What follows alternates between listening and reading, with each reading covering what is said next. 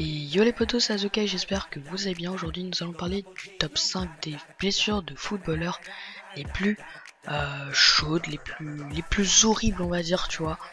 Alors commençons directement à la cinquième position. La cinquième position, nous avons Jérémy Clément qui s'est fait une fracture tibia péronée en 2013 sur la 27e journée de Ligue 1. Franchement c'était chaud. Je m'en souviens encore, je l'avais appris dans le Canal Football Club, je sais pas si vous connaissez. Donc à savoir que c'est un ancien parisien aussi. Et donc je vous affiche l'image à l'écran. Donc franchement c'est chaud. C'est chaud. Bref, passons directement à la quatrième position avec Djibril Cissé, vous le connaissez forcément. Donc il s'était fait une double fracture tibia péronée. Donc le 30 octobre 2004 face à Blackburn pendant qu'il était à Liverpool. Je vous affiche l'image à l'écran. Franchement ça fait peur. Ensuite continuons avec Ronaldo. Donc Ronaldo le Brésilien, pas Cristiano. Donc qui était pour de nombreux amateurs de football, on va dire, l'un des meilleurs attaquants de la planète. Et donc beaucoup regrettent, on va dire, ses blessures à répétition qui ont plombé sa carrière finalement. Donc c'était le meilleur buteur de la Coupe du Monde avec 15 buts au compteur. Il a eu 2 ballons d'or 1997 et 2002. Et donc il a eu une rupture du tendon rotulien en novembre 1999. Désolé, j'ai un peu bafouillé. Et donc le 12 avril 2000 face à la Lazio de Rome en finale allée de la Coupe d'Italie. Il est donc entré à la 57e minute et il s'effondre 7 minutes plus tard suite à un passement de jambe raté, on va dire. Donc son genou droit a cédé cette fois-ci. Donc franchement c'est assez chaud.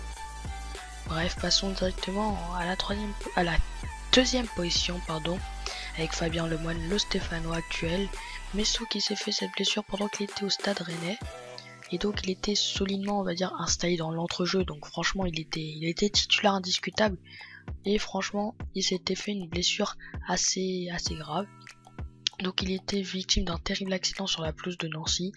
Donc c'était le 14 août 2000. J'ai pris quelques petites notes sur un bloc-notes pour les dates, etc. C'est pour ça que des fois vous avez l'impression que je lis.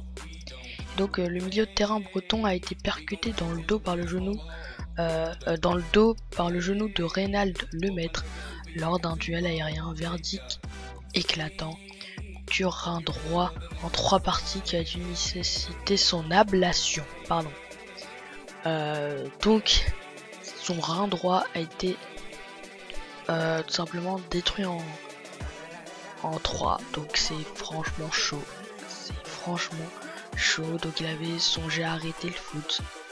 Et donc il a retrouvé la pelouse le 18 décembre 2010 face à Valenciennes, délivrant une passe décisive sur corner pour le but de Canabéic.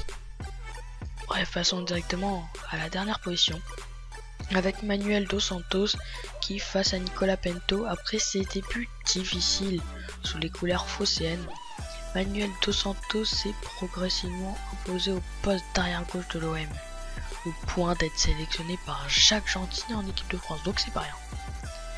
Et donc lors de la 3e journée de la saison 2002-2003, Marseille affronte Bastia pour conserver une place sur le podium, alors qu'il se retrouve en face, on va dire, du gardien bastiais, donc de Bastia, Nicolas Pinto, c'était à l'époque, et ce dernier, on va dire, il a taclé violemment Manuel Dos Santos qui laisse un tibia fracturé, donc franchement c'est chaud.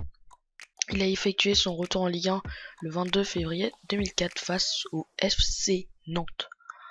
Bref, voilà, j'espère que cette petite vidéo vous aura plu.